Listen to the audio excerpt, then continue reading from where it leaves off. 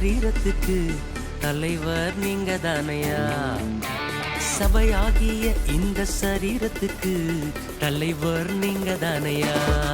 அவரே முந்தின பெருமானவர், அவரே எல்லோரிலும் பெரியவர். அவரே முந்தின பெருமானவர், அவரே எல்லோரிலும் பெரியவர். சபையாகிய சரீரத்துக்கு தலைவர் நீங்க தானையா. சபையாகிய இந்த சரீரத்துக்கு தலைவர் நீங்க தானையா.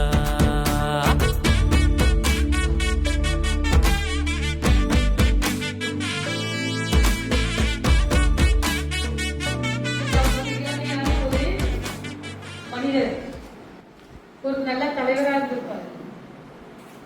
நல்ல பண்புடைய நல்ல ஒரு தலைவரா ஒரு லீடராக இருப்பார்.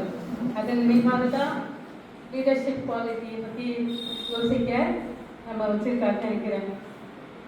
தலைமைத்துவ பண்பு அப்படின்னு சொல்லி பார்க்கும்போது நேர்மை, தெளிவான கிளியர் கம்யூனிகேஷன், அதே மாதிரி எம்பத்தி, இது மூணுமே நமக்கு இருக்கணும். இது மூணுமே ஒரு லீடருக்கு இருந்தா ஒரு நல்ல தலைவர் அப்படின்ற ஒரு சிந்தனை நமக்கு தோணும். அதிகமாக சொல்ல முடியல. அதனால இன்னைக்கு எல்லாரும் எதிர்காலத்துல ஒரு நல்ல தலைவராக இருக்கணும். சாதாரணமா நம்ம குடும்பத்துல அப்பா அம்மா நமக்கு ஒரு நல்ல தலைவர், ஸ்கூல்ல ஆசிரியர் ஒரு நல்ல தலைவர். அப்போ இதே நம்ம பார்க்கும்போது நாம இந்த நமக்கு குடும்பத்துக்கு எப்படி ஒரு தலைவராக இருப்போம், நம்முடைய ஹோமுக்கு எப்படி நம்ம ஒரு தலைவராக இருப்போம், நம்முடைய நாட்டுக்கு எப்படி நம்மளுடைய நல்ல தலைவராக இருப்போம்ன்றதை நம்ம சிந்திச்சு அதன் வழிபாடு வாழ்த்துக்கள். நல்லா இருக்கே இருக்கீங்க இல்லையா?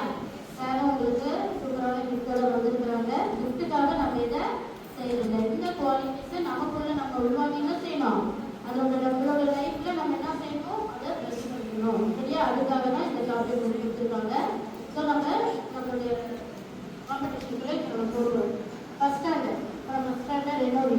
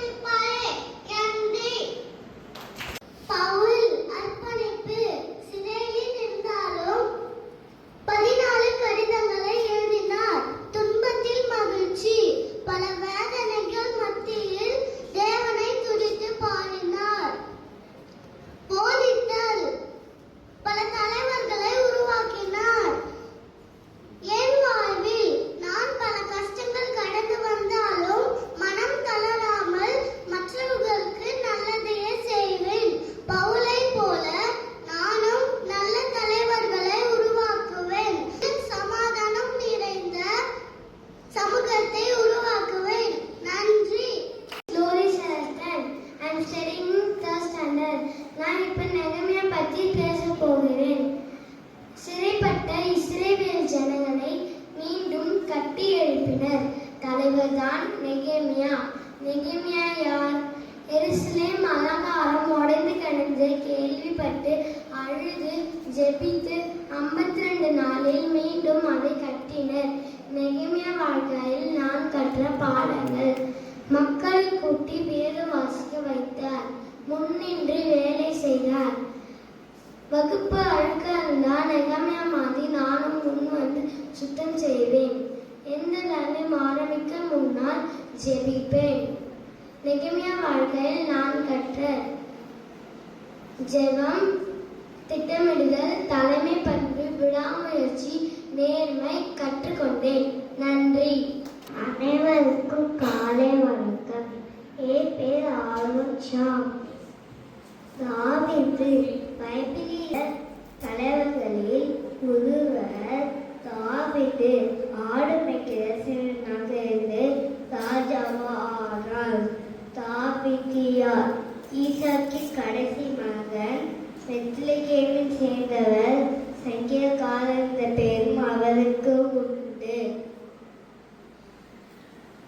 தாவீது வாழ்க்கையில் இருந்து நான் கற்ற பாடங்கள்: தாழ்மை. ராஜாவான பிறகு தாழ்மையாக மக்களிடம் நடந்து கொண்டார். துதி 73 சங்கீதத்தை ஏறி எல்லா நேரமும் தேவனை துதித்தார். உண்மையாக நண்பனாய் இருப்பேன். வீட்டிலே சின்ன வேலையாக இருந்தாலும் உண்மையாக செய்வேன். தாவீது வாழ்க்கையில் இருந்து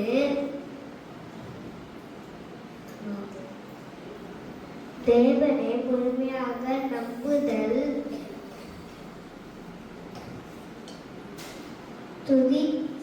மன்னித்தல், துதித்தல் போன்றவற்றை நான் கற்றுக்கொண்டேன். Thank you to all. Studying in 4th standard.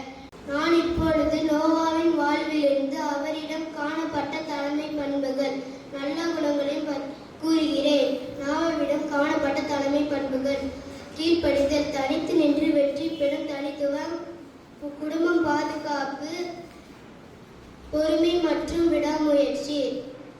கீழ்ப்படிதல், கடவுள் சொன்ன எல்லாத்தையும் கீழ்ப்படிந்து நோவா நேர்த்தியாக செய்து முடித்தார். தனித்து நின்று வெற்றி பெறும் தனித்துவம், தன்னை சுற்றி வாழ்ந்தாலும் தவறு செய்து பாவ வாழ்க்கை வாழ்ந்து நோவா நல்லதை மட்டும் சென்று பற்றி கொண்டார். யாரும் உதவி இல்லாமல் கடவுளின் வழியில் தனித்து நின்று வெற்றி பெற்று துணிவை பெற்றிருந்தார். சுமார் 100 ஆண்டுகளுக்கு கடினமாக உழைத்து பேழையை கட்டினார். மக்களின் கேள்விகள் பொருட்படுத்தாமல் தன் பணியில் உறுதியாக இருந்தார். தேங்க்யூ. அனைவருக்கும் என் இனிய காலை வணக்கம். யோபுவை பற்றி நாம் படிக்கும் போதும் தியானிக்கும் போதும் அவரிடத்தில் இருப்பவை இவையே: தூய நடத்தை, பொறுமை மற்றும் சகிப்புத்தன்மை, இடைவிடாமல் ஜெபித்தல், தூய வாழ்வு. தேங்க்யூ. தலைமைத்துவம் என்பது அதிகாரத்தை காட்டுவது அல்ல, மாறாக அன்பு, தாழ்மை மற்றும் சேவை ஆகியவற்றை அடிப்படையை கொண்டது. இத்தொகையை பண்புகள் மற்றவர்களை உயர்த்தவும் சீடர்களை உருவாக்கவும் வழிவகுத்தது. இயேசுவின் முக்கிய தலைமை பண்புகள்: பணியார் மனப்பான்மை, சர்வன்ட் லீடர்ஷிப். இயேசு தன் சீடர்களின் கால்களை கழுவி தலைவன் என்பவர் சேவை செய்வனே என்று செயல் வடிவில் காட்டினார்.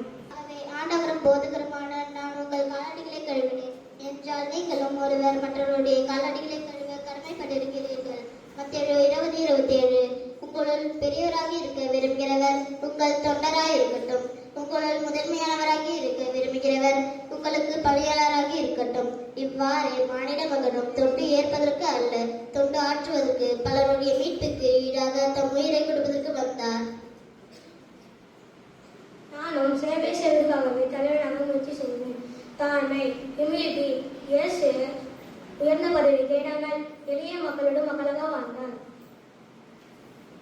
யோவான் 6:15 மக்கள் அவரை பிடித்துக் கொண்டு போய் அரசராக்க நினைத்தார்கள் என்பதை அறிந்த இயேசு அவர்களிடையே இருந்து விலகிச் சென்று விட்டார்.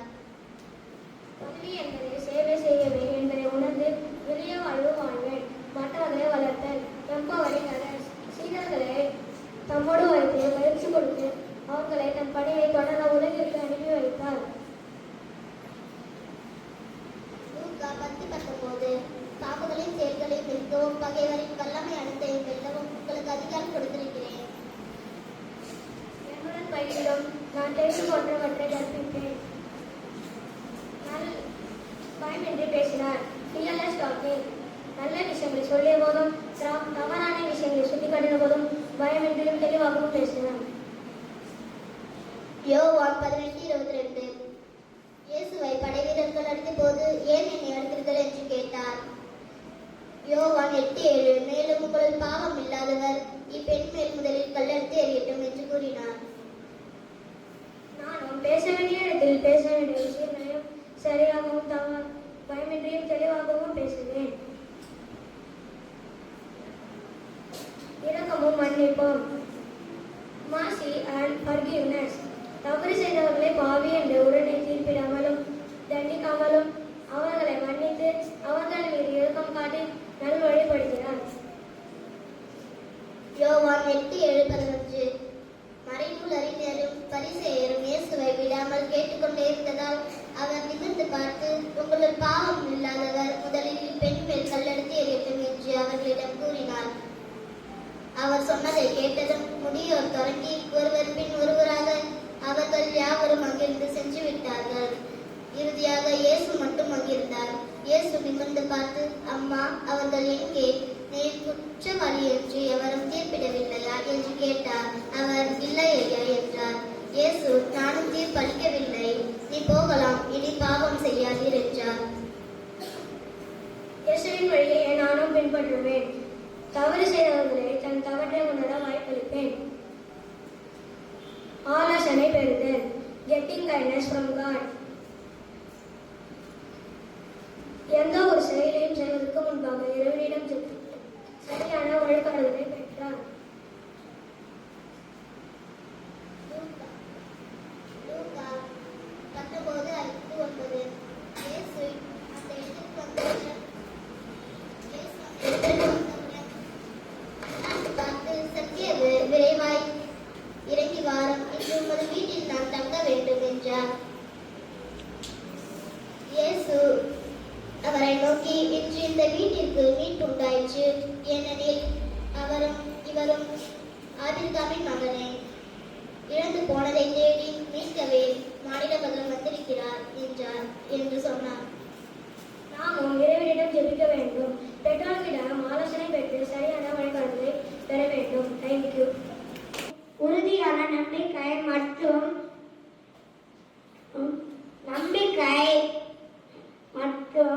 அன்பு ஆகியாவும் அவர் மற்றவர்களுக்காக சிந்தித்து அமைதியாக இருந்து பெரிய பொறுப்புகளை தைரியமாக ஏற்றுக்கொண்டார். பணிவு. இறைவனின் திட்டத்திற்கு முழுமையாக தன்னை தாழ்த்தி கொடுத்து செயல்பட்டார். சேவை மனம். தன் உறவினரான எலிசபெத்தின் உடனடியாக சென்று உதவி செய்தார். துணிச்சல். கடினமான சூழ்நிலையிலும் மற்றும் சிலுவை வரை இயேசுவின் கூடவே நின்று தைரியத்தை காட்டினார். பொறுமை. எளிய வாழ்க்கையை வாழ்ந்து சோதனைகளை அமைதியாகவும் உறுதியாகவும் தாங்கிக் கொண்டார். கண்காணிப்பு. கானாவூர் திருமண விழாவில் மக்களின் தேவையை முன்கூட்டியே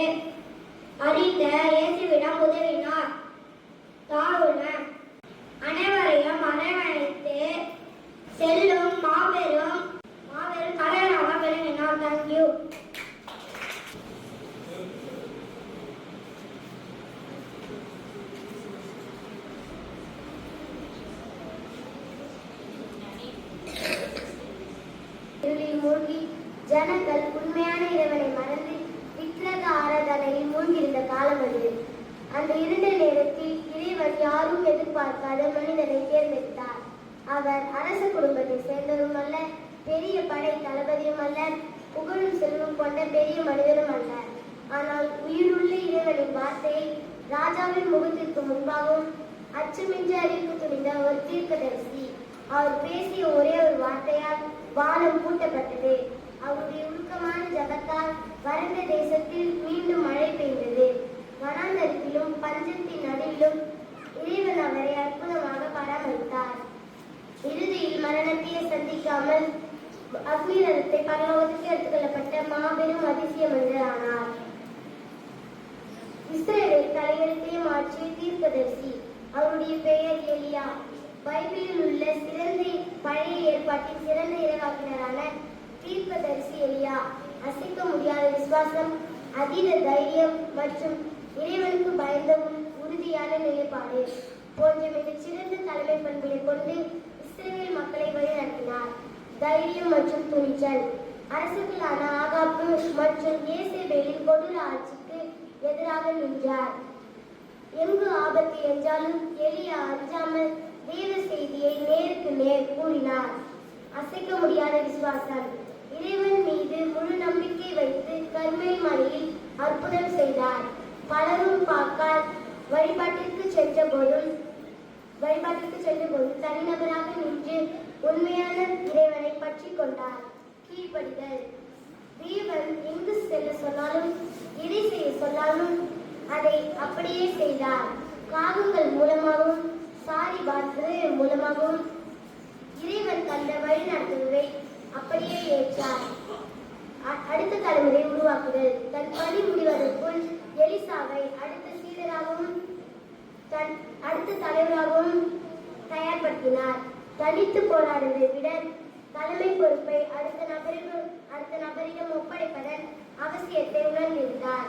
இந்த எளிய இறைவாக்கினரிடம் நான் கற்றுக்கொண்டது என்னவென்றால் கீழ்ப்படிதல், தைரியம், துணிச்சல் மற்றும் அசைக்க முடியாத விசுவாசம். எலியா எப்படி தேவன் எங்கு செல்ல வேண்டும், எதை செய்ய வேண்டும் என்ற வார்த்தைக்கு கீழ்ப்படிந்தாரோ, நானும் என் வாழ்வில் மற்றவருக்கு கீழ்ப்படிந்து எளியவை போல் வாழ்வேன் என்பதை இவ்வேளையில் கூறி எனது உரையை முடித்துக் கொள்கின்றேன். நன்றி, வணக்கம். நான் இப்பொழுது ஈசாக்கை பற்றி பேச வந்துள்ளேன்.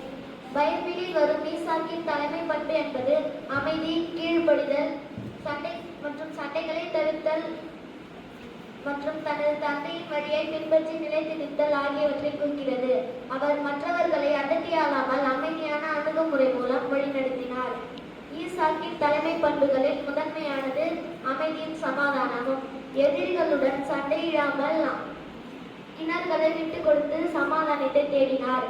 இரண்டாவது, கீழ்ப்படிதல். தன் தந்தை ஆபிரகாமுக்கு கடவுளின் திட்டத்திற்கு கீழ்ப்படிந்து தன்னை முழுமையாக அர்ப்பணித்தார். மூன்றாவது, பொறுமை மற்றும் சகிப்புத்தன்மை. வாழ்க்கையில் வந்த சோதனைகளையும் இடர்பாடுகளையும் அமைதியான மனதுடன் தாங்கிக் கொண்டார். நான்காவது, தாராள குணம். தனக்குரிய இடத்தையும் உரிமையும் விட்டுக் கொடுத்து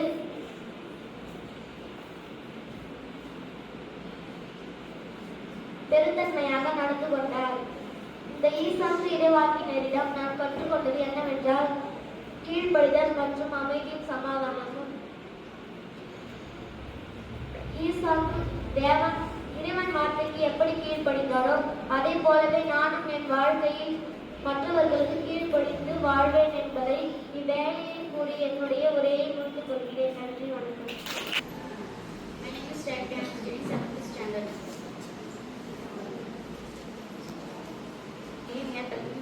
தலைமைத்துவத்தையும் பற்றி ஒரு சில வார்த்தைகளை இங்கு கூற வந்துள்ளேன். பைபிளில் உள்ள நெஹேமியா நூல் நமக்கு சிறந்த தலைமைத்துவ பாடங்களை சொல்லித் தருகிறது. நெஹேமியா இஸ்லாமின் சுவர்களை வெறும் 52 நாட்களில் கட்டி முடித்து ஒரு சிறந்த தலைவராக விளங்கினார். அவரிடம் காணப்பட்ட சில முக்கிய பண்புகள் ஜபம் செய்தல், திட்டமிடுதல் மற்றும் தைரியமாக செயல்படுதல் என்பனவாகும். எருசலேமின் இடிந்த சுவர்களை பற்றி கேள்விப்பட்டதும் நெஹேமியா அழுது உண்ணாமல் இருந்து தேவனிடம் தனது தலைமைத்துவத்தில் ஈடுபட்டு ஜெபித்தார். எந்த ஒரு பெரிய காரியத்தையும் தொடங்கும் முன் தேவனுடைய சமூகத்தில் காத்திருப்பது ஒரு நல்ல தலைவனாகிய நெஹேமியாவின் முதன்மை குணமாகும். திட்டமிட்டு திட்டமிட்டு பார்வையிடுதலின் நெகேமியாவின் முதன்மை குணம் தலைமைத்துவத்தை காண்போம். எஸ்ராமிற்கு சென்றவுடன் மற்றவர்களுக்கு தெரியாமல் இறைவிலே சுவரின் நிலையை ஆய்வு செய்தார். எதிரிகள் கிண்டல் செய்த போதும் தன்னை தாக்க முயன்ற போதும் நெகேமியா பயந்து பின்வாங்கவில்லை. தைரியத்தோடு தன் தலைமைத்துவத்தை விட்டுக் கொடுக்காமல் செய்தார். நெகேமியா ஆளுநராக இருந்தபோது மற்றவர்களைப் போல வரி பணத்தை சுவைக்கவில்லை. ஏழை எளிய மக்களுக்கு உதவி செய்துதான் தன் தலைமைத்துவத்தை வெளிப்படுத்தினார். அவரிடம் உள்ள மக்களை கடிந்து கொள்ளாமல் ஊக்கப்படுத்தி ஒரே மனதாக பயனாற்றி வைப்பதில்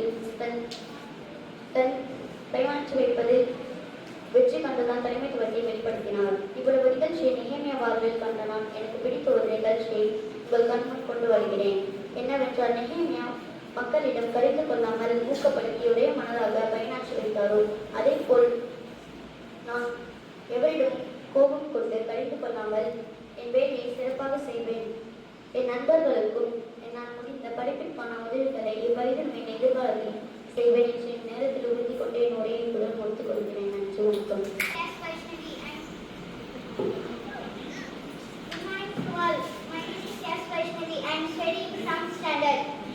நான் இப்பொழுது எஸ்தர் தலைமைத்துவத்தை பற்றி பேச முன்வந்துள்ளேன். யூதர்களின் திருநாளிய திருவிவியத்தில், அதாவது பழைய ஏற்பாட்டில் இடம்பெறுகின்ற ஒரு நூலாகும்.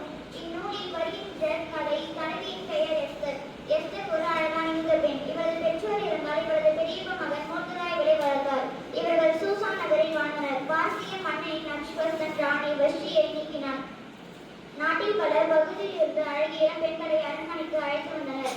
மன்னன் எஸ்தரை பார்த்து விரும்பி இவரை தன் புதிய ராணியாக தேர்ந்தெடுத்தார்.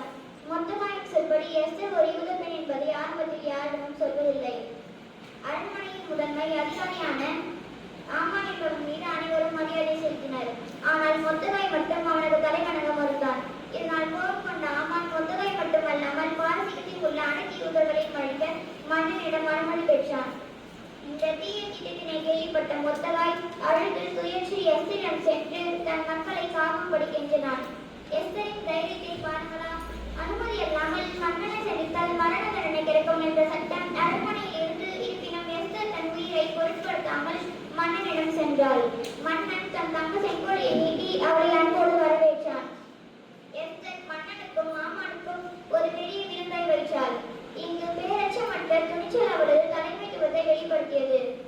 இரண்டாவது விருந்தின் போதுதான் ஒரு யூத பெண் என்றும் தன் இன மக்களை அழிக்க ஆமான் சதி செய்துள்ளான் என்றும் எஸ்தர் உண்மையை உழைத்து கூறினாள். கோபமடைந்த மன்னன் ஆமானை அவரது கட்டப்பட்ட தூக்கிலே தொங்கவிட்டான். யூதர்களை காக்கும் வகையில் மன்னன் ஒரு புதிய உத்தரவை பிறப்பித்தார். இவ்விடத்தில் எஸ்தர் தன் தலைமைத்துவத்தை பயன்படுத்தி யூதர்களை காத்தாள். இந்நாளை யூத மக்கள் இன்று வரை பூரிம் பண்டிகையாக மகிழ்ச்சியுடன் கொண்டாடி வருகின்றனர். மக்களுக்காக தன்னை அர்ப்பணித்த எஸ்தர் பதவியின் பாதுகாப்பில் சுகமாக இருக்காமல் ஒடுக்கப்பட்ட தன் சொந்த இன மக்களை மீட்க தனது உயிரை பணைய வைத்து போராடிய நிகழ்ச்சி எஸ்தரின் தலைமைத்துவத்தை வெளிப்படுத்தியது. எஸ்தரின் வாழ்வில் நான் கண்ட நிகழ்ச்சியின் ஒன்று என் ஆழ்ந்த மனதை தொட்டுவிட்டது. அது என்னவென்றால் எஸ்தரின் துணிச்சல். நானும் என் வாழ்வில் எதை கண்டும் ஒழியாமல் துணிச்சலோடு செயல்பட்டு நல்ல காரியத்திற்காக உழைப்பேன். இதைத் தொடர்ந்து எஸ்தர் ராணியான பிறரும் தன்னை வளர்த்த மொர்தெகாயின் யோசனையான கீழ்ப்படிதலோடு இருப்பது போல நானும் என் வாழ்வில் பெற்றோர்களுக்கும் ஆசிரியர்களுக்கும் கீழ்ப்படிவேன் என்று உறுதியளித்து என் உரையை முடித்துக் கொள்கிறேன். நன்றி, வணக்கம். ஆசிரியருக்கும் இவ்விழாவின் மையமாக வரும் பெற்றோர்களுக்கும் ஆசிரியர் மற்றும் மாணவர்களுக்கும் என் அன்புடன் வணக்கத்தை தெரிவித்துக் கொள்கிறேன். என் பேர் பி. பிரகதீஸ்வரி, 8ஆம் வகுப்பு படித்திருக்கிறேன். நான் இப்பொழுது ஆபிரகாம் என்பதை தலைமைத்துவத்தை பற்றி பேச வந்திருக்கிறேன். ஆபிரகாம் மெசொப்பொத்தேமியாவில் உள்ள ஊர் என்ற இடத்தில் பிறந்தார். இவர் தேராகி என்பதன் மகன் ஆவார். இவரது முதல் பெயர் ஆபிரகாம். இவரது தயவு, இரக்கம், பொறுமை, தாழ்வு மற்றும் சாந்தம் ஆகிய சிறப்பாக வலியுறுத்துகிறது. இவை அனைத்தும் தலைவருக்குரிய அற்புதமான குணமாகும். இப்ப கூட இங்கு குறிப்பிடுகிறேன். ஆபிரகாமின் தலைமைத்துவ பண்புகள் விசுவாசம், கீழ்ப்படிதல் மற்றும் விட்டுக்கொடுத்தல் போன்ற முக்கியமான குணங்களையும் அடிப்படையாக கொண்டவை. இவரது மனைவி சாராள் நீண்ட காலம் குழந்தைகள் இல்லாமல் வாழ்ந்து வந்தனர். கடவுளுக்கு ஒரு பெரிய இனத்தை உருவாக்குவதாகவும் கானான் தேசத்தை இவர்களுக்கு சங்கதி தருவதாகவும் வாக்களித்தார். தனக்கு கொடுத்த ஒரு மகனின் வழியிட கேட்டு கடவுள் ஆபிரகாம் விசுவாசத்தை சோதித்தார். உடனே ஆபிரகாம் அதுக்கு கீழ்ப்படிந்து தன் குடும்பத்தில் தலைமைத்துவத்தை செயல்படுத்தினார். அடுத்ததாக தன்மைப்படுத்தும் லோத்து மேற்படுத்தும் இடையாக சண்டை வந்தபோது இடத்தில் பிரித்துக் கொள்கின்ற நிகழ்ச்சியில் தங்களிடம் சமாதானத்தை காட்டி தலைமைத்துவத்தை செய்தார். சோதம் கோமோராவுக்காக அழிக்கப்பட்டு விழுந்த சோதம் கோமோர் நகரத்திற்காகவும் அங்கிருந்த நீதிமானுக்காகவும் தேவனிடம் இரக்கத்தோடு பரிந்து பேசி ஜெபித்து அங்கே ஆபிரகாம் தலைமைத்துவத்தை காட்டினார். தன் வீட்டாருக்கும் பிள்ளைகளுக்கும் தேவனுடைய வழிகளையும் நீதியும் கற்பிக்கும்படி கட்டளையிட்டு ஒரு நல்ல குடும்பத் தலைவராக ஆபிரகாம் விளங்கினார். தன் பணியாளர்களுக்கு ஏற்பட்ட சண்டையை தவிர்க்க தன் மருமகன் லோத்துவிற்காக இடத்தில் பிரித்துக் கொள்ள முதல் தேர்ந்தெடுத்துக் கொள்ள விட்டு தங்களின் சமாதானத்தை உருவாக்கி தலைமைத்துவத்தை வெளிப்படுத்தினார். இந்த தலைமைத்துவம் என்பது தடவின் குறையா. தலைமைத்துவம் என்பது பரிசுத்த ஆவின் வரமாக அமையலாம். மாறாக போதிக்கவோ அல்ல கொடுக்கவோ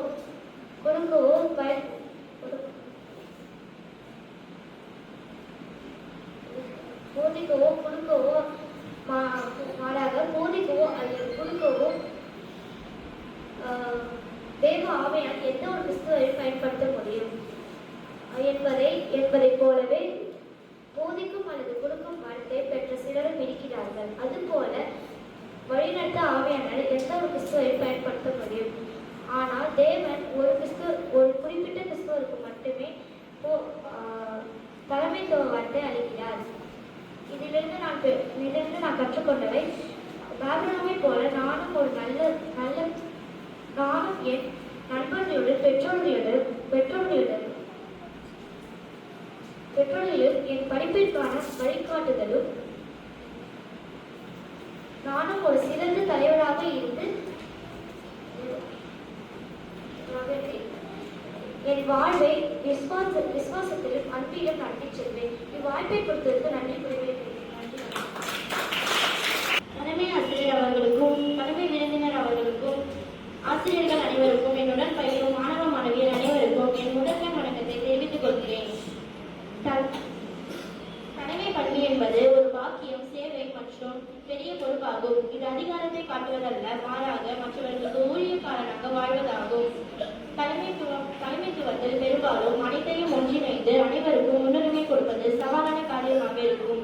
நமக்கு இருக்கும் பயங்கள், பலவீனங்கள், சிந்தனைகள் அனைத்தையும் மறைத்து மற்றவர்கள் முன்பு தைரியமானவராக காணப்பட விரும்புவோம். ஆனால் இந்த நபர் தனக்கிருக்கும் பலவீனத்தை ஒப்புக்கொண்டு மற்றவர்களின் உதவியை விருப்பத்தோடு ஏற்றுக்கொள்வதன் மூலம் தலைமைத்துவத்தின் மற்றொரு கோணத்தை நமக்கு காட்டுகின்றனர்.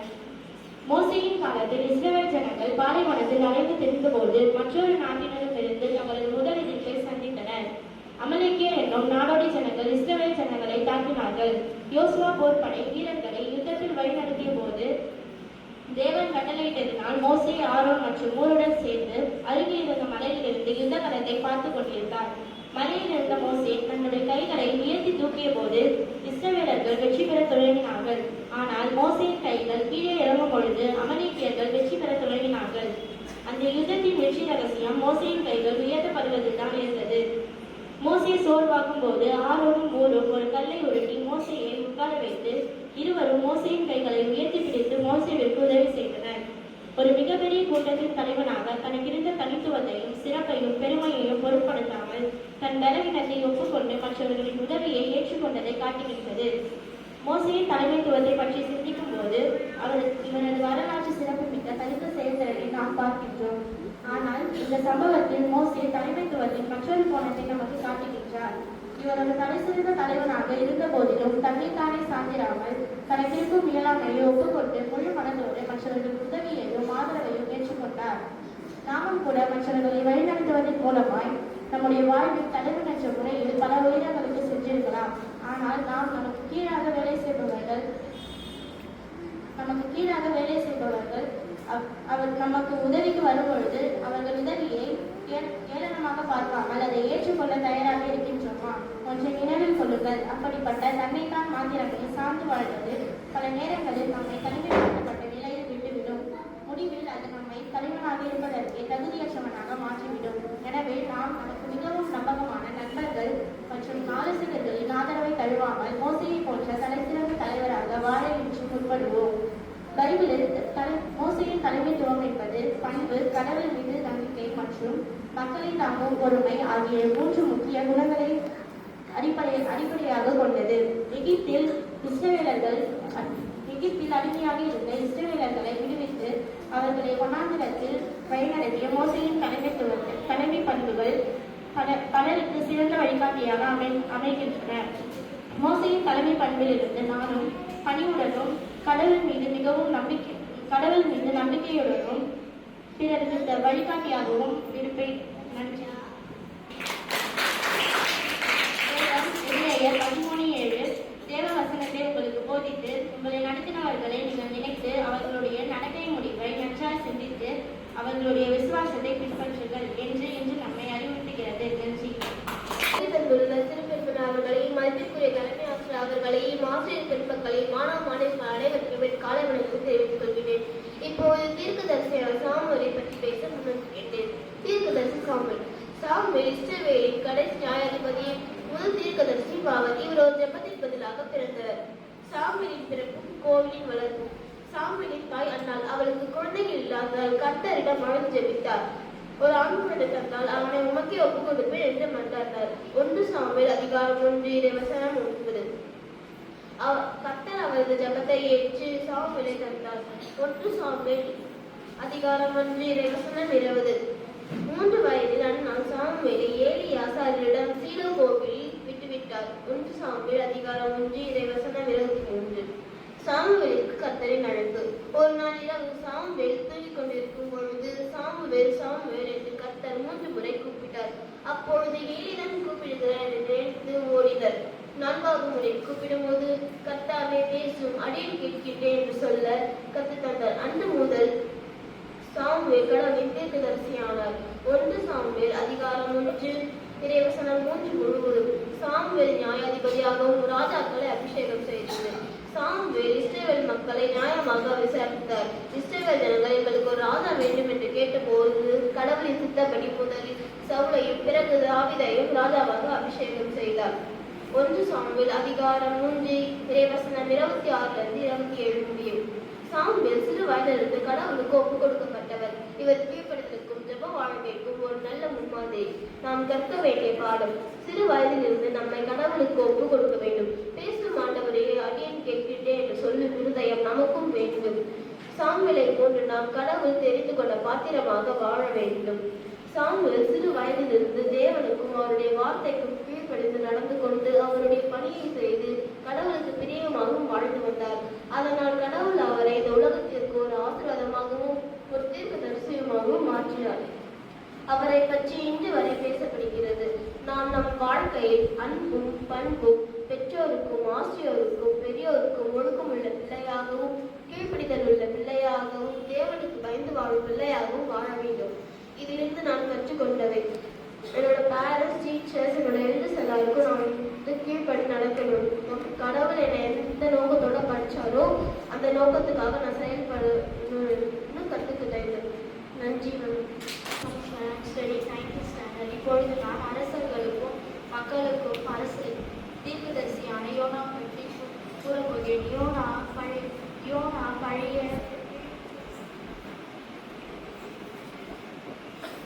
பழைய ஏற்பாட்டில் வரும் ஒரு முக்கியமான தீர்க்கதரிசி ஆவார். கர்த்தர் அவரை நினிவே பட்டணத்திற்கு மக்களிடம் செல்ல அனுப்பினார். கர்த்தரின் கடலையை மீறுதல். கர்த்தர் யோனாவிடம் எழுந்து நினிவேக்கு போய் பிரசங்கம் செய்கின்றார். ஆனால் யோனா கர்த்தருக்கு பயந்து கசிக்கு ஓடிப்போக ஒரு கப்பலில் ஏறினார். பெரும் புயலும் பெரிய மீனும். கப்பல் செல்லும் பொழுது கர்த்தர் பெரிய புயலை அனுப்பினார். கப்பல் முழுகும் நிலை வந்த காரணம் தன்னால்தான் என்று யோனா சொல்லி கடலில் தன்னை தூக்கி போட சொன்னார். கர்த்தர் யோனாவை விழுங்கும்படி ஒரு பெரிய மீனை ஆயத்தப்படுத்தினார். அந்த மீனின் வயிற்றில் 3 நாள் 3 இரவு இருந்து கர்த்தரை நோக்கி ஜெபித்தார். நினிவேக்கு சென்று பிரசங்கம் செய்தல். மீன் யோனாவை கரையில் கட்டிவிட்டது. பிறகு யோனா நினிவேக்கு சென்று இன்னும் 40 நாளில் நினிவே அழியப் போகிறது என்று பிரசங்கம் செய்தார். அதை கேட்ட நினிவே மக்கள் உடனே மனம் திரும்பி உபவாசம் இருந்து ஜெபித்தார்கள். நாம் கற்க வேண்டிய பாடம். கர்த்தர் நினிவே மக்களில் மனம் திரும்புதலை பார்த்து அவர்களை அழிக்காமல் மன்னித்தார். பாடம்: கடவுளின் வார்த்தை கீழ்ப்படிய வேண்டும். நாம் ஓடி ஒளிந்தாலும் தேவன் நம்மை விடுவதில்லை. மனம் திரும்புவர்களை தேவன் மன்னிக்கிறார். தேங்க்யூ. பற்றி சொல்ல வந்திருக்கிறேன்.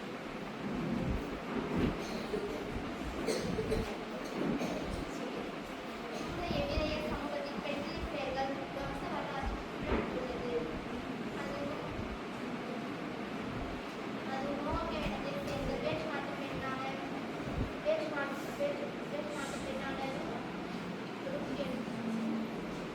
நாட்டு பெண்ணான நான்கு பெண்களில் ஒருவராக இருந்து பாக்கியத்தை பெற்றார். இதன் பண்பும் நினைவுள்ள அர்ப்பணிப்பு மோடு வராமல் போக்கும்படி போக்கும்படி எண்ணி பரிசுத்த வேண்டாம். மோடு வராம் இடத்தை எவரிடம் பரிசுத்தம் எவரிடம் தெய்வம் எவர் தெய்வம். 14. கணவன் இறந்த பிறகும் தன் தகப்பன் வீட்டுக்கு செல்லாமல் மறுவாழ்வில் வாராமல் கணவன் இறந்த பிறகும் தன் தகப்பன் வீட்டுக்கு செல்லாமல் மறுவாழ்வில் வாழாமல் அமைத்துக் கொள்ளாமல் தன் மாமியார் ரொம்பவே விட்டு பிரியாமல் அவரோடு உறுதியாக இருந்தனர். சுயநலமாக சிந்திக்காமல் தன்னை சுற்றி இருப்பவர்களின் முன்னேற்றத்தையும் பாதுகாப்பையும் துணையாக இருக்க வேண்டும். 2ஆம் பண்பு.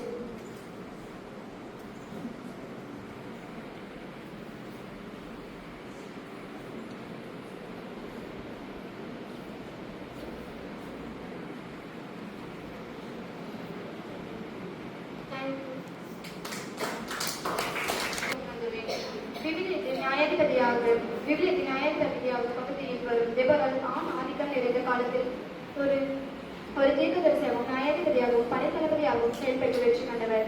அவருடைய தலைமைத்துவ பண்புகளிலிருந்து நான் அறிந்து கொண்ட முக்கிய பண்பு. முதல் பண்பு கூட்டுத்தன்மை மற்றும் மற்றவர்களை ஊக்குவித்தல்.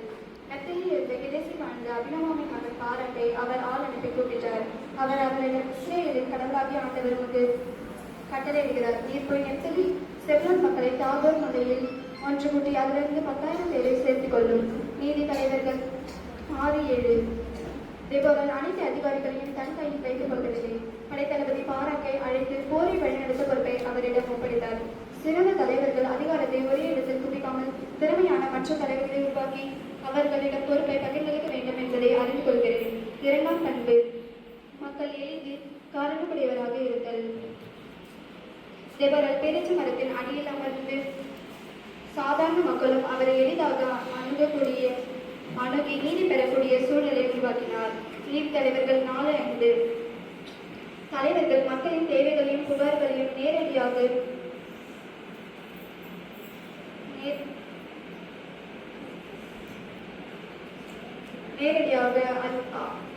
எளிதாக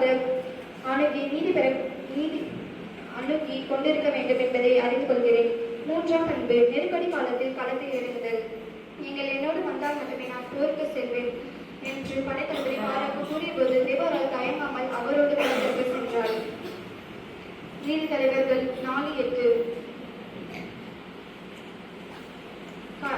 கடினமான சூழ்நிலைகளில் பின்வாங்கி விடாமல் தன் குழுவினர்களுக்கு தேவையான தைரியத்தையும் ஆதரவையும் அளித்து முன்னே நின்று வழிநடத்த வேண்டும் என்பதை அறிந்து கொள்கிறேன்.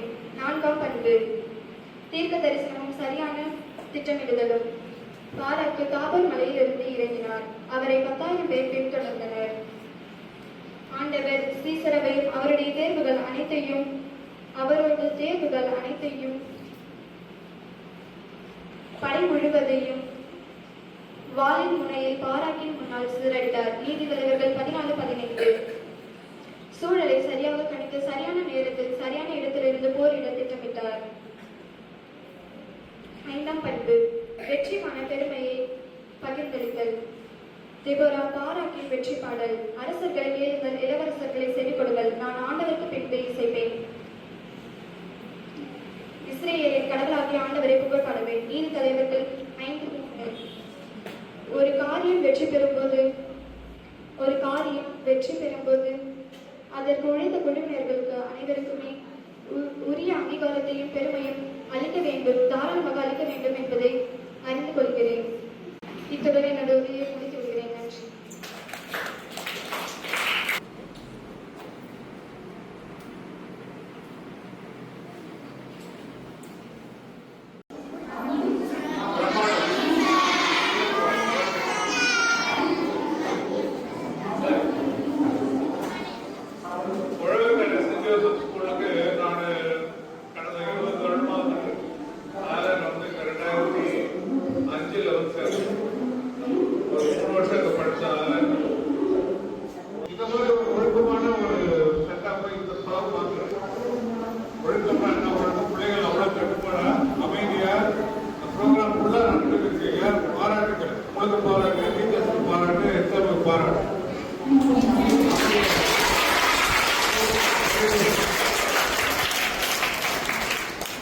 அந்த ஒழுக்கம், அந்த கட்டுப்பாடு ஆச்சரியமா இருக்கு. முதல்லாம் பார்த்தீங்கன்னா அந்த ப்ரோக்ராம் நடத்தப்படுகிறதுக்குள்ள பெரிய பாடாங்க.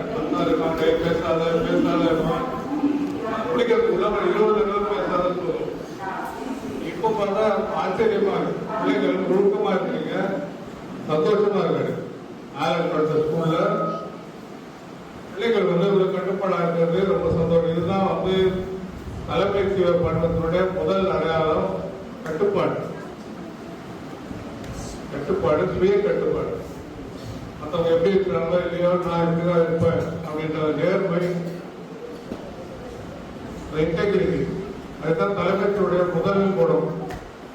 இன்டெகிரிட்டினா என்ன அர்த்தம்? யார் பார்க்கறாங்களோ இல்லையோ நான் ஒழுங்கா இருப்பேன். அதுதான் தலைமை குணம். மற்றவங்களுக்காக நான் அப்படி இருப்பேன் அப்படின்னு, எனக்கு நான் அப்படி இருப்பேன் அப்படின்னு. ஓகே. ரெண்டாவது, இந்த போட்டி அவ்வளவு அருமையா இருந்தது. கேட்கறதுக்கு அவ்வளவு சந்தோஷமான ப்ரிப்பரேஷன், அந்த பேச்சு டெலிவரி. பிள்ளைகள் உங்களுடைய நல்லா பண்ணீங்க. ஆனா அந்த கான்டென்ட் அவ்வளவு சிறப்பா இருந்தது. எல்லா டீச்சர்ஸுக்கும் ப்ரொவைட் பண்ண எல்லாருக்கும் பாராட்டு. ரொம்ப சந்தோஷம். நான் எதிர்பார்த்ததை விட அதிகமா நீங்க செஞ்சிருக்கீங்க. உண்மையா ரொம்ப சந்தோஷமா இருக்கு. நான் இதுதான் மார்க்கம் எதிர்பார்த்தேன். அதை விட ஒரு அடி கூட போயிட்டு செஞ்சிருக்கீங்க. பழைய ஏற்பாடுனால பழசு அப்படின்னு ஒதுக்குற காலம். பைபிள்ல பழைய ஏற்பாடுனாலே ஐயோ அது வேண்டாம், அதெல்லாம் பழைய ஏற்பாடாயிடுச்சு, புதிய ஏற்பாடு அப்படின்னு சொல்ற காலத்துல போய் பழைய ஏற்பாடு தலைவர்களிடம் நம்ம தலைமைத்துவ பண்பை கற்றுக்கிறது மிகவும் சிறந்த ஒரு முயற்சி, பெரிய முயற்சி. அதை மிக சிறப்பாக செஞ்சிருக்கிற பிள்ளைகளும் சரி, டீச்சர்ஸும் சரி. ஏன் இவர்கள் சொல்றேன்னா, நம்ம இருக்கிறதுக்கு காரணமே பழைய ஏற்பாடு நடத்த செயல்கள். திடீர்னு வரல. நம்ம இப்ப நம்ம எல்லாம் ட்ரெஸ் போட்டு இருக்கோம்ல, ட்ரெஸ் போட்டு இருக்கோமா இல்லையா? ஆனா ட்ரெஸ் போடுறது கடவுளுடைய திட்டமே கிடையாது. இதுக்கு காரணம் எங்க இருக்கு?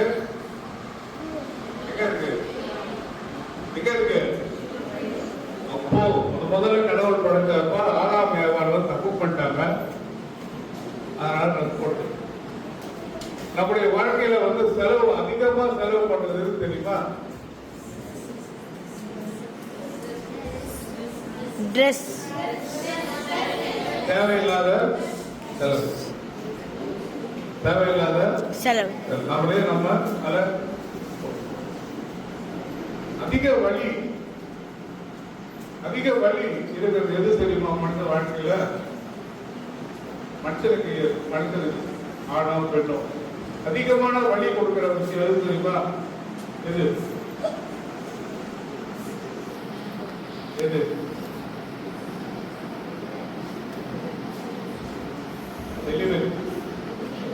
பிரசவம் வந்து இருக்கிறது வந்து அதிகமான வலி கொடுக்குது. ஆமாவா? அதிகமாக வலி கொடுக்குறது பிரசவம். ஆனா அந்த பிரசவம் வந்து ஆரம்பத்தில் கடவுளுடைய திட்டமே கிடையாது. குழந்தை பிறந்தோட இருந்தாரு, ஆனா வலி எடுத்து பிரசவம் பண்ணாலும் கடவுளுடைய திட்டம் கிடையாது. ரெண்டாவது, நீங்க எல்லாம் படிக்கிறீங்களே, எதுக்கு படிக்கிறீங்க? பெரிய காலத்துல நல்லா இருக்கணும், பெரிய காலத்துல நல்லா இருக்கணும், ஃபியூச்சர்ல நல்லா இருக்கணும், ஃபியூச்சர்ல நல்லா இருக்கணும், வருங்காலத்துல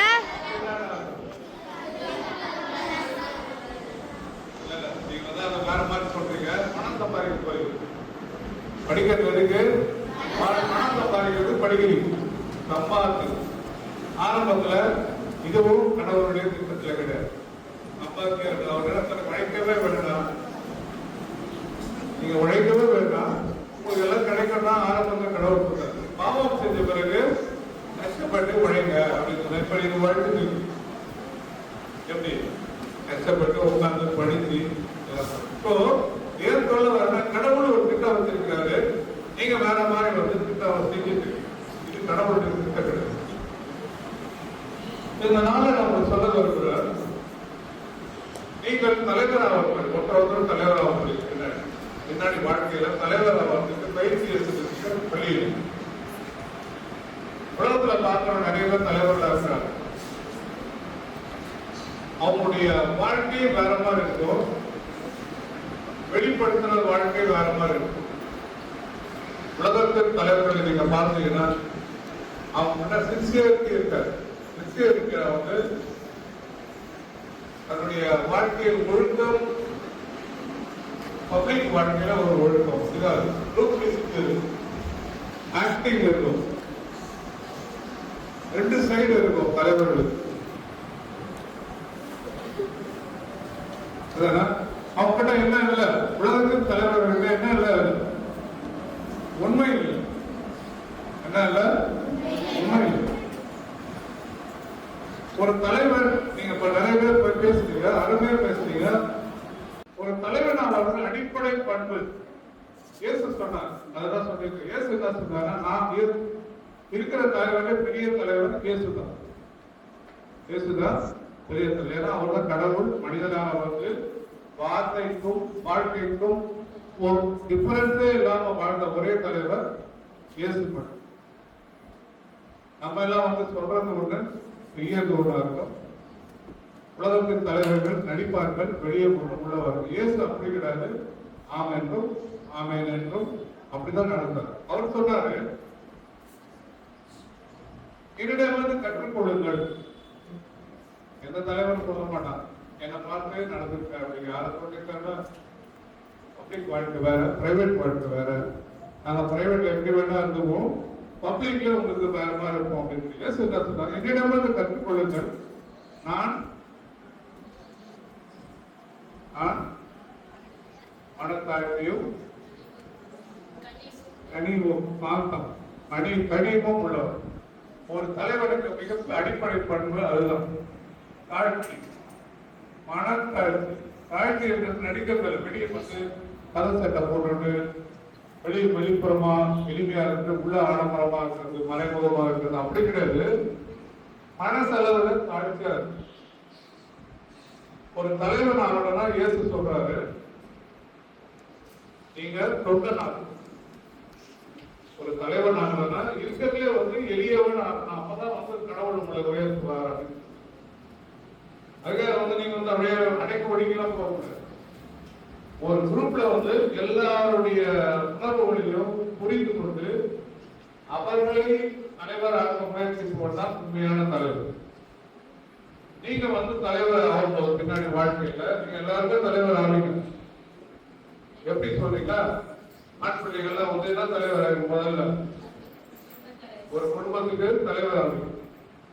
நீங்க பேருக்கு தலைவராக இருந்தாலும் பெண்கள் வந்து குடும்ப அவங்கதான் தலைவியா இருப்பாங்க. ஏன்னா எல்லா முடிவும் அவங்க தான் எடுப்பாங்க. வீட்டுல சமைக்கிறதுல இருந்து, சாப்பிட்றதுல இருந்து, ஆங்கத்துல இருந்து என்ன செய்யணுன்றதுல எல்லா முடிவும் பெண்கள் எடுக்கும். அதுதான் நல்லாவும் இருக்கும், அழகாவும் இருக்கும். 2 பேரும் சேர்ந்துதான் முடிவு எடுப்பீங்க. ஆனா வந்து செய்யறது பெண்களா இருக்கு. இருந்தாலும் நீங்க குடும்ப தலைவியா இருப்பீங்க, ஆண்கள் குடும்ப தலைவராக அடிப்படையில். அதன் பிறகு நீங்க வேலை செய்யற இடத்துல ஒரு தலைவராக இருப்பீங்க, சமூகத்துல வந்து தலைவராக இருப்பீங்க. எல்லா இடத்துலயுமே வந்து தலைவர் பண்றது அடிப்படை பண்பு இந்த ஆசம்,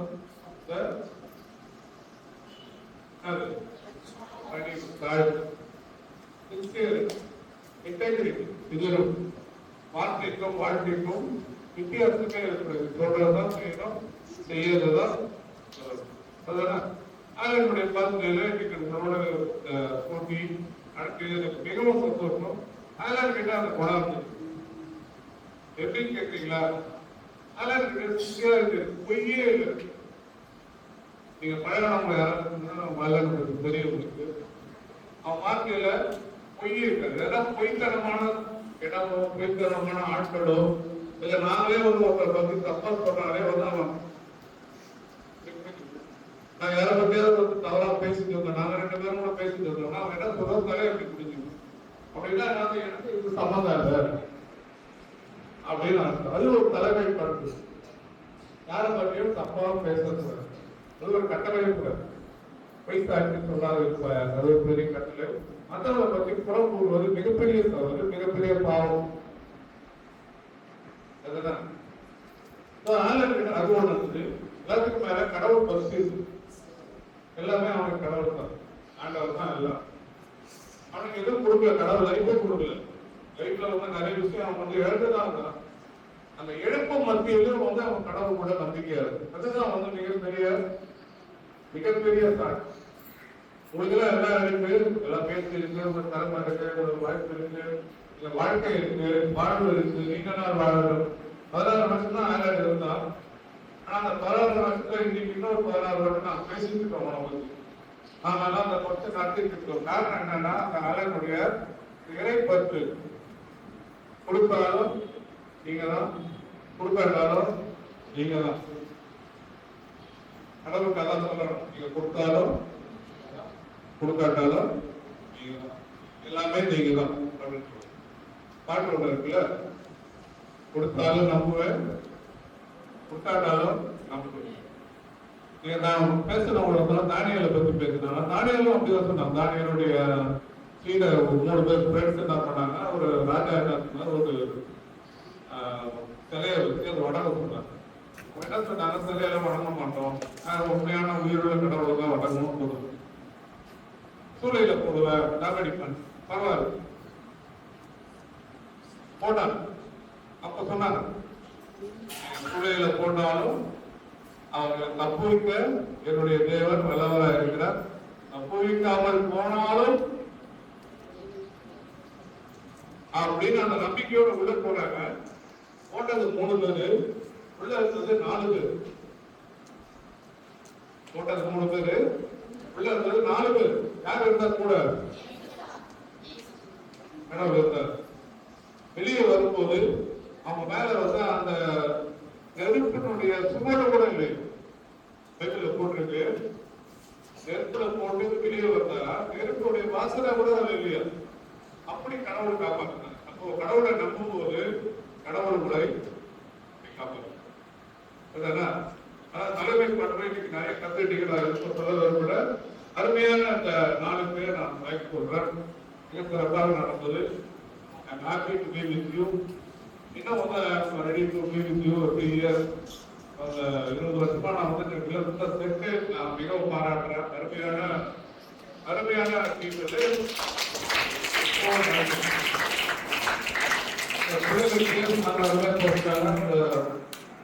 ஸ்பெஷல் மென்ஷன் ஒன்று சொல்ல விரும்புகிறேன். 2 பேர் பேசினாங்க.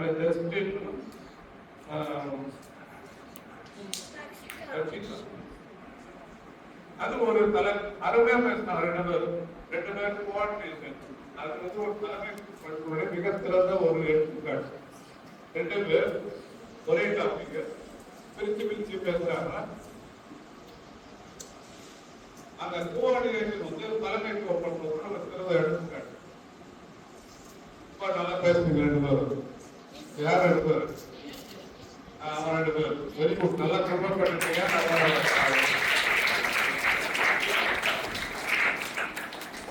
அதுக்கப்புறம் வைஷ்ணவி ஆச்சரியமா டெலிவரி, அந்த கண்டென்ட், அந்த கான்பிடன்ட் டெலிவரி, நீங்க அவ்வளோ தைரியமா அந்த டெலிவரி பண்ண எனக்கு ரொம்ப சந்தோஷம். வைஷ்ணவியும் அடுத்து பிரபுதேஸ்வரி 2 பேருமே சிறப்பா பண்ணி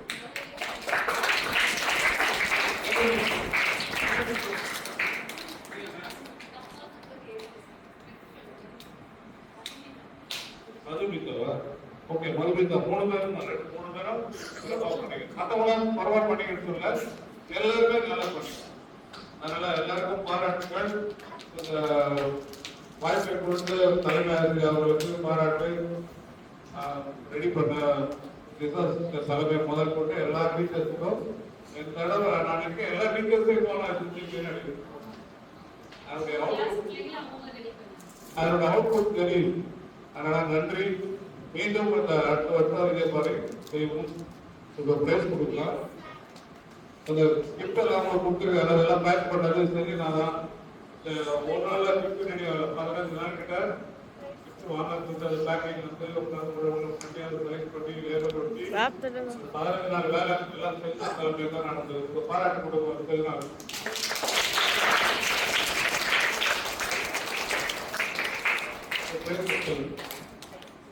இவ்வளவு நேரத்தை விட இந்த டைம் ரொம்ப ஸ்பெஷலான டைம் அப்படிதானே? ஏன்னா உடைய பெர்ஃபார்மன்ஸ்க்கான ஒரு ரிவார்ட், ஒரு அத்தாரிட்டி கிடைக்க போற time.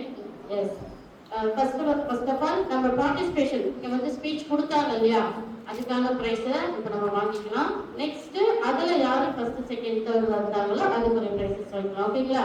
First standard Reno B Daniel, completely Poshika, Glory, Aroshan, Mohitha, சஞ்சன்,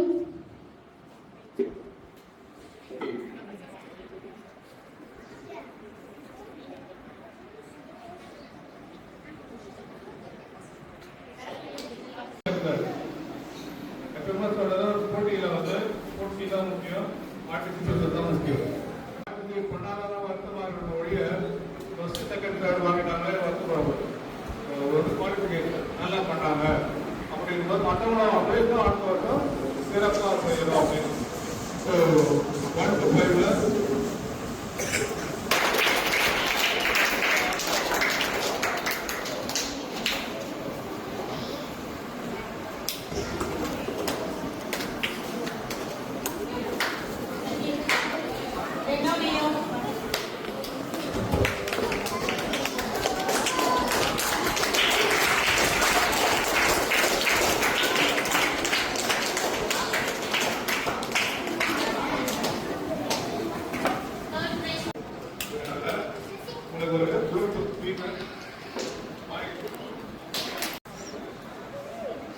இந்த ஆண்டு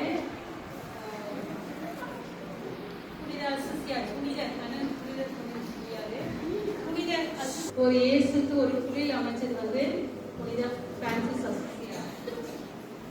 அவர் வந்து ரோமுக்கு போனாரு. ஒரு பிறவி ஒரு 7 பேர் கூட்டிட்டு போனாரு. போயிட்டு போப்பாண்டவர்கிட்ட நற்செய்திப்படி வாழ்வதற்கு பர்மிஷன் வாங்கினாங்க. அப்ப நற்செய்தினா இயேசுவாக வாழ்வது. அவரும் வாழ்வே ஆவார். அப்போ நற்செய்தி வார்த்தை வாழ்வாக வாழ முயற்சி செய்தவர். அதுபோல இன்னைக்கு வார்த்தை மது உருவானார். அந்த வார்த்தையை நம்ம வாழ்வில் வாழவும் இன்றைக்கு நல்ல ஒரு தலைமைத்துவ பண்போடு நம்ம வாழ்ந்து பார்க்க இந்த நாள் கடவுள் நமக்கு ஏற்பாடு செய்தால் ஆலனுடைய பிறந்தநாள் வந்து. ஆகவே இப்பொழுது ஆலனை வாழ்த்தி ஒரு பாட்டு பாட அழைக்கிறேன்.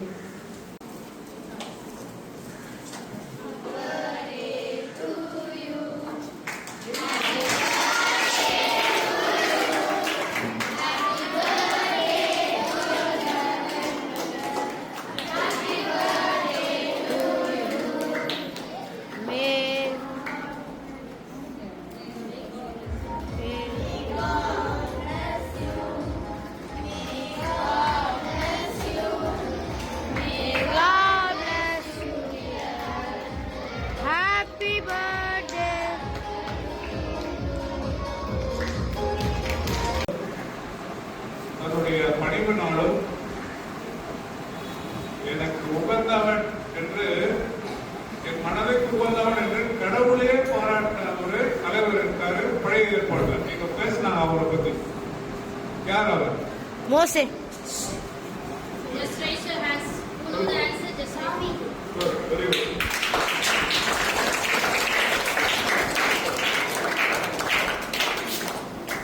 தாவீதை பத்தி ஒரு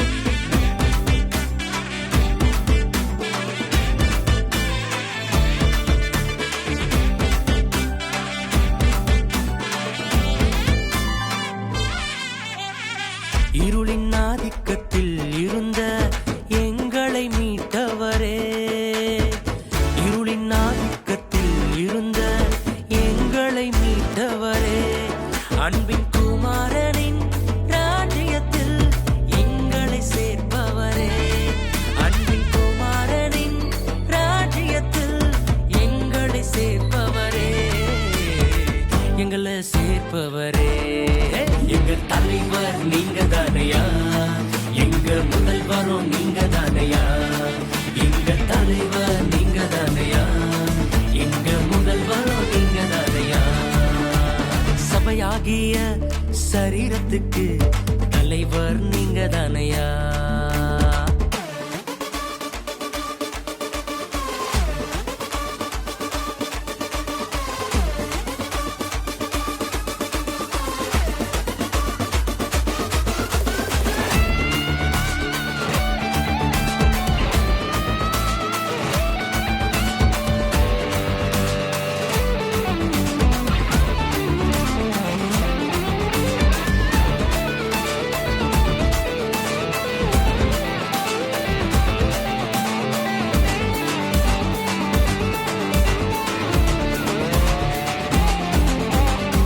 உனக்கு எதிரான ஆயுதங்கள் ஒன்றும் வாய்ப்பதில்லை, உனக்கு எதிரான ஆயுதங்கள் ஒன்றும் வாய்ப்பதில்லை.